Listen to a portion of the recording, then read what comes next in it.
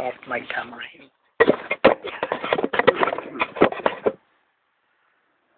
And I start with opening the program CCDSoft, and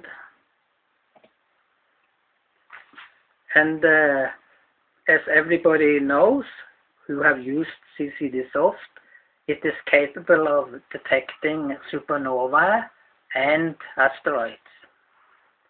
But CCDSoft needs 3 images of an asteroid to detect the motion. It always needs 3 images. I will later show you how you can use only 2 images of a moving object to detect it. Okay, as everybody knows, when you take images from the telescope, usually you save them as raw images, and we can take a look at the raw images. I have a folder here with raw images, and you can use raw images, but the best thing is to process them with dark frame and flat field. Then the images looks much better and are much easier to use. So I will show you how I do this. So I have this folder. I choose the option image reduction, and this is dark and flat field for the ST7 CCD camera. And now I reduce the folder raw images and put all the processed images into the image set folder. Okay, I do this, reduce.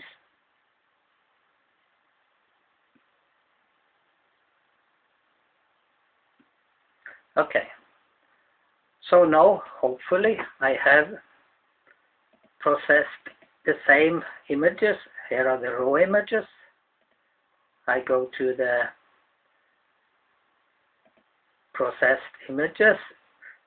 You can see it has the extension reduced. That means they are corrected for flat field and dark frames and bias. And we can take a look at them. Okay, they are not completely flat, but much better to work with. And I can do an analysis of these images. I choose the data analysis options. I choose the folders. Folder where I have the images.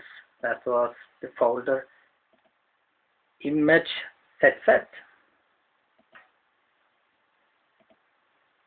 I can remove that one.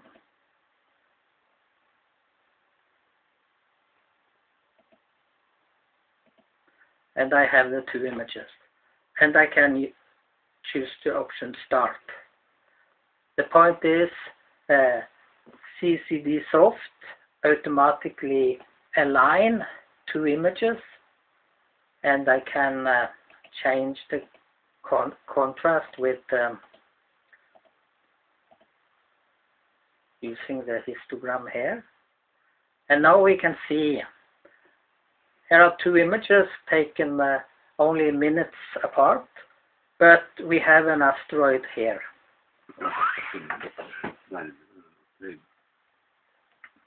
Yes, that's very nice. Yeah. You can see it moving. Yeah, that's nice. And but CCDSoft cannot detect or mark this asteroid because this version needs 3 images or more. So I can see how we can do it with the 3 images. The good thing with the CCDSoft is that it operates on folders of images. So you can process 100,000 images with a very simple, with just simple click with the mouse, and you can take a break and you can come back and the images are processed. That's all very nice with CCDSoft. You don't need to use you don't need to work with single images all the time. So I have a folder already with some images, and we will see how CCDSoft can find minor planets or comets or anything. So I use the option Analyze Folders of Images, Minor Planet Search, and folders. I must select the right folder. I use the option. I put them in the images. I can remove the old one. And here I have a set of 4 images of the field which contains an asteroid, and here are another asteroid. Actually, asteroid 9950 ESA, and this one is 2001 XR1. And I just put on start. Actually, I need to do something first. I have to check the sensitivity settings of the program. So I start by 1.5. I just want to set that. That is how sensitive the program is for faint stars and objects. And here there are 4 important settings here. That is maximum magnitude difference, and how straight line the asteroid is moving. Of course, if the asteroid was a drunkard, then I had put this high value, but most asteroids go in a straight line, so this the width of the road the asteroid is going is only 2.5 pixels, and the minimum movement of pixel I put to 3 pixels. So a moving object have to go more than 3 pixels to be detected. So this is important, this one is important, and the sensitivity, this one is very important. Also, the pixel size in the image, that is important at a later stage. We will see that. Okay, I set, and then I start pre-analyze. Then it goes through the images, and then I can try. I look at this one.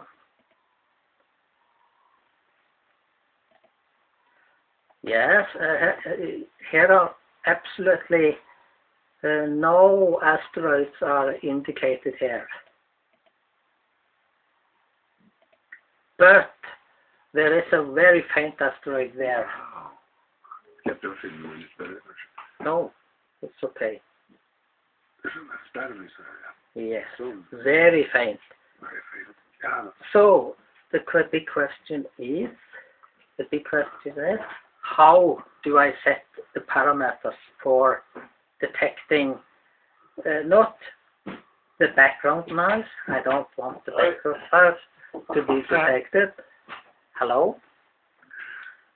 I don't want the background noise to be detected, only the faintest stars.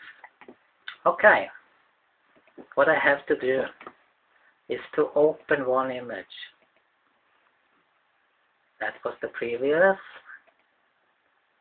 I go to, here is the image we had.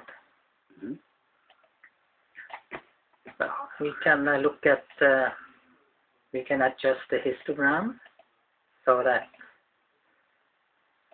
alright, here is the very faint asteroid I want the program to be capable of detecting. All those faint stars also, it must be able to detect. Actually, this image is from a light polluted place here in Oslo, and there are lots of turbulence. So this is not the best images to work with. If I had images from a more professional observatory, it would be much easier. But anyway, so what I do this research and show inventory. That is how much or how capable the program is for detecting faint stars. Yeah, So, what are all the red dots? That is, the program has detected all those dots because it finds them as objects in the sky. Yeah. But you see, it does not find the asteroids. There are even faint stars. There are faint stars here and faint stars there. So I'm not satisfied with this setting. So what I do, I take and look at this setting again. Pre-analyze, source, extraction setup. So I put this sensitivity is 1.5. I put this one to 1.2. I have discovered that could be a nice value. So when I find a very good setup, then I use that setup on all my analyzing. So now I just start again with the new settings. Okay, now I'm very excited. Will it now detect the asteroid? Not that I can see. So I have to go back one more time and pre-analyze source extraction setup. I will put this one to 1. Nu står bort den tonen.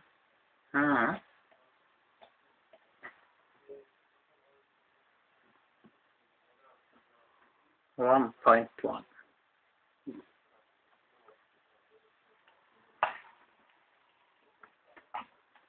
Okay. And then we started.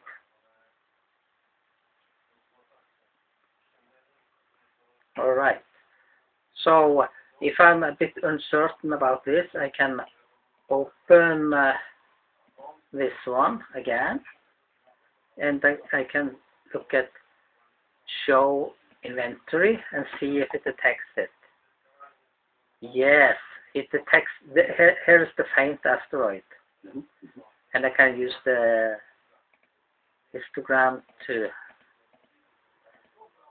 So now I detect all the faint stars also. So this is a good setting. Okay, I'm happy with that. And I try the analyzing.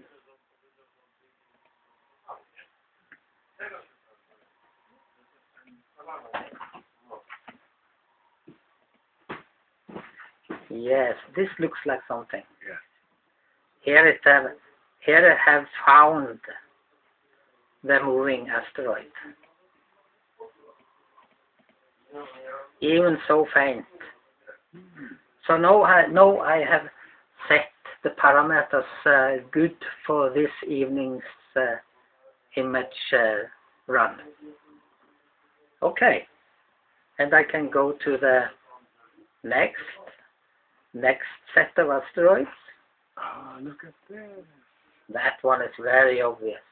Mm. That is asteroid 9950 ESA.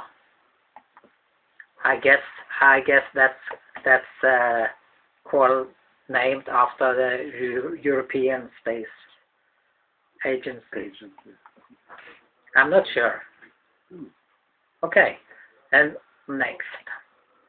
So what this program do is, so this program detects asteroids with 3 or more images, and it works very well when you know how to use it. So what we want, when we have found our asteroid, we can take this one, ESA, and that is the asteroid. I want this asteroid to be recorded in a report which can be sent to the Minor Planet Center. So with this image, I have to connect this image to the Sky 6 so that all stars in the image get correct coordinates. Actually, this is called Insert WCS Auto Astrometry. So I do that, and it's launching the Sky 6, reading the fixed header of this image, and the setting is in image scale 0.95 arc seconds, and the coordinates. So hopefully, it does not always work. Hopefully, it will manage to do this.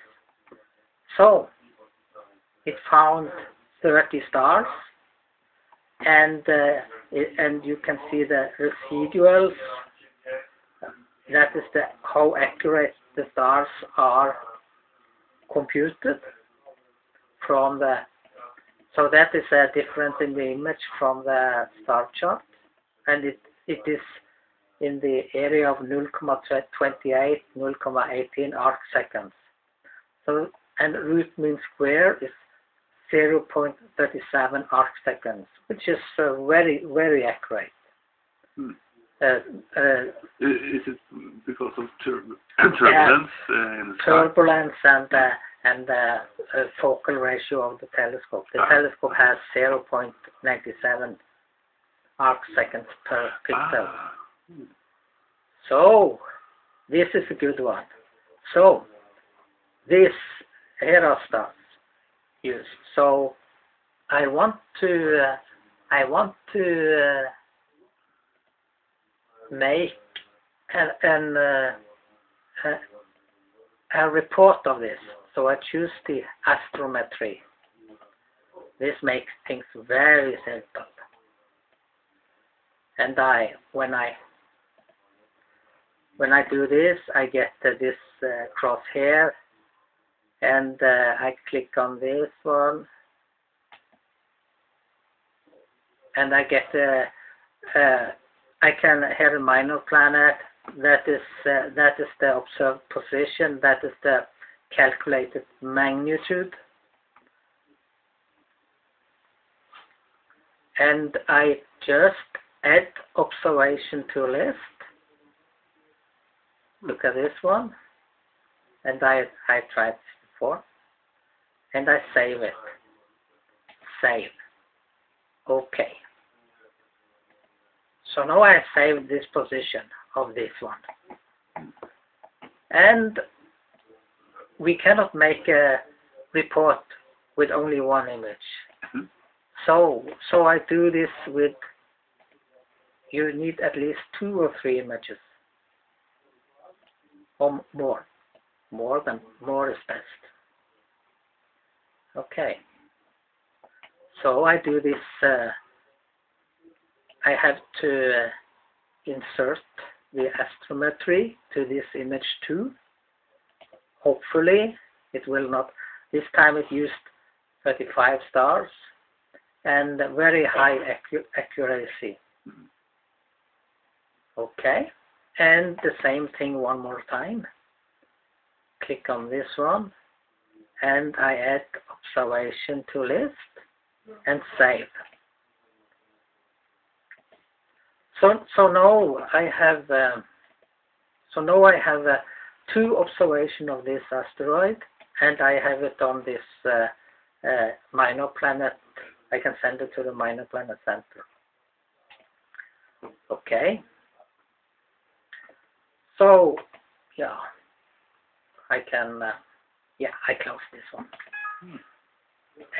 And now I will show you how we can use only two images of an object. So, and this image is from the latest astrometry. It is copied also to the Sky 6. So the Sky 6 here.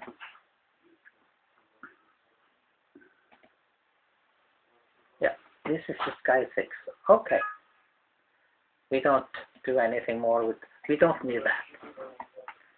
So now we're going to see how we can use. I have a folder here with only with only two images of comets and asteroids, and we will see how I can use it to use my own programs to detect asteroids in only two images. So, as usual, I start CCDSoft again. Yes. Oh. Okay. And I open. Not this was the last we was working with, and I have sets of 2 and 2 images. I have it in this folder. All these images are processed already. Well, it looks. Yeah. Okay.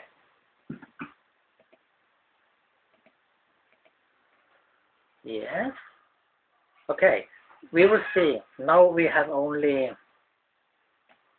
2 and 2 images. And I have made two. Of course, it is the same procedure to find. It is the same procedure to find out how sensitive the program CCDSoft program should be. I have already done that, but I want to, from experience, I want to set this one to. It was 1.1 arc second. That is the most important in this case. We remember this, and this one is the magnitude difference from image to image.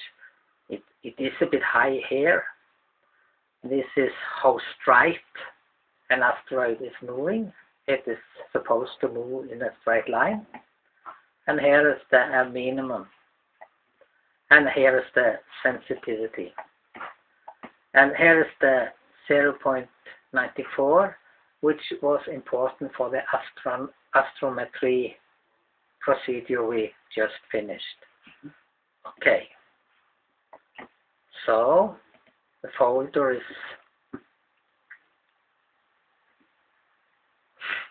normalized. Yeah, I take one.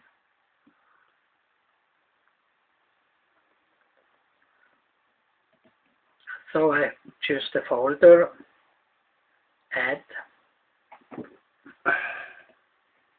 normalized, which I have my set of 2 and 2 images. Yeah, I remove this one. and I need to do this pre-analysis. I put the sensitivity to 1.1. So it just goes through all the images. And now is it. The point is, I cannot use CCDSoft to detect asteroids with only 2 and 2 images. So I made my own computer programs which read its images, marking them, looking for stars, and lots of stuff. So I go to the normalized folder, and I have already put in a DOS.bat file. This DOS.bat file fetches all necessary for Fortran programs and also put images in the right folders. When there is an image, if there are 2 images which may contain a suspect object, it sorts out and put those images in the suspect folder, and that's the final. We will look at the suspect folder and see how this works. So now this is interesting.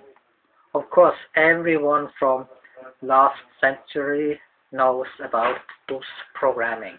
I start this one. Okay. Also here, I have the option of minimum movement 2 pixels or minimum movement 6 pixels. Also, do you want approximately 6 pixels?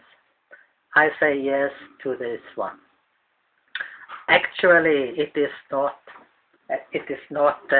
6 pixels because I calculate the mean width, full width, half maximum of all the stars in the picture. So it the movement is a fraction of this value. So, but to make it look easy, I say, do you want approximately 6 pixels? I answer yes to them. But it is more advanced beneath what we see here. And I do yes. And I like to see the program working and running. Also progress in the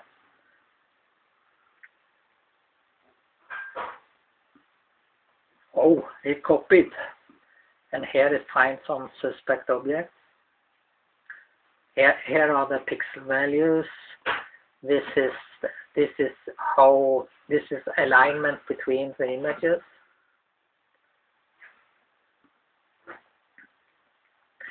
This is indicator for which images have the less star. There are less star in one image than the other. Soon will be. There's not so much current in this battery. We are finished now. Yeah, finished. Yeah. So this is very interesting. So now we have to go to very interesting. Now we're going to look at the folder suspect. Okay. So here we are now. This is just looking. Du har stoppet å filme, har jeg merket igjen. Jeg tror han gikk til 25 minutter, nå har jeg stoppet å filme. Ja. Yes. Du, det en eller annen sånn merkelig Hollywood-regel. Yes. Du skal bare filme i 25 minutter, eller et eller annet sånt. Yes. Men nå kan vi se på... No, we continue. Ja, men du har filmet ikke da. Men den filmer. Yes. So we can continue. We take a look at this first one. And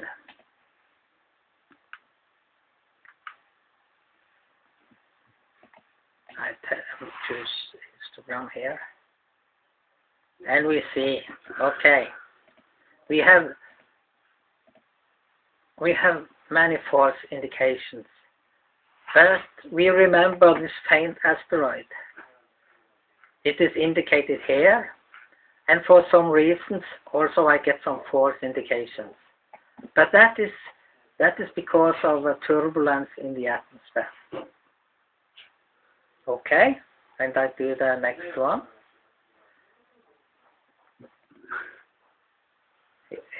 Again, here we will see. Here we will see that there is a faint comet here, which is not detected because it is not moving. It is moving too little between the two images, not detected. And the same thing happened to this one. So you can see that this one is not detected either.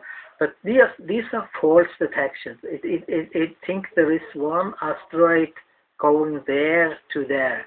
That is because this one was detected in one image and that one was detected in the other image, but not in the first image. So, but this one, it should detect this one. I do the next again, let us see. And there is the comet. Oh, it is not detected because it does not move far enough. Okay, that is very easy to fix. So, we do it one more time. Do you want approximately 6 pixels? No. No. I push no. Then it will select 2 pixels movement, and then it will detect very small motions of objects. So the program is running, and we can taste the wine and enjoy. It's very good to drink some wine when you are working with images.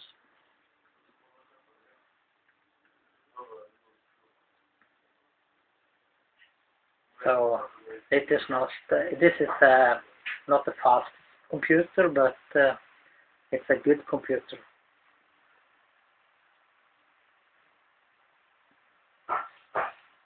So he is working. It also depends on the. I set the sensitivity to 1.1. I think I should put it to 1.2. Well, here it is finished, and here it finds all suspect. This is the XY coordinates in the image, and this was the alignment transfer. This one indicates which image has the most stars. And now we hopefully are finished. So now we will, I just refresh this one, and now we will see.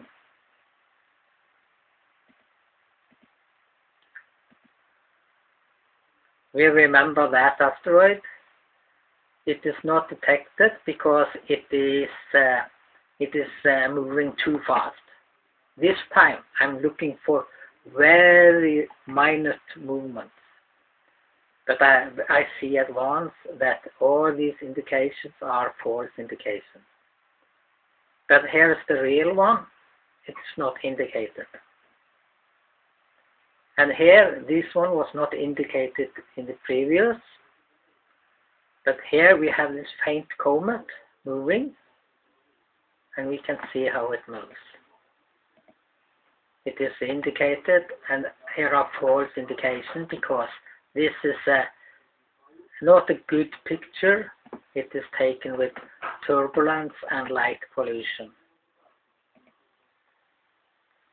If I had some images from one of the better observatories in the world, it would be much easier.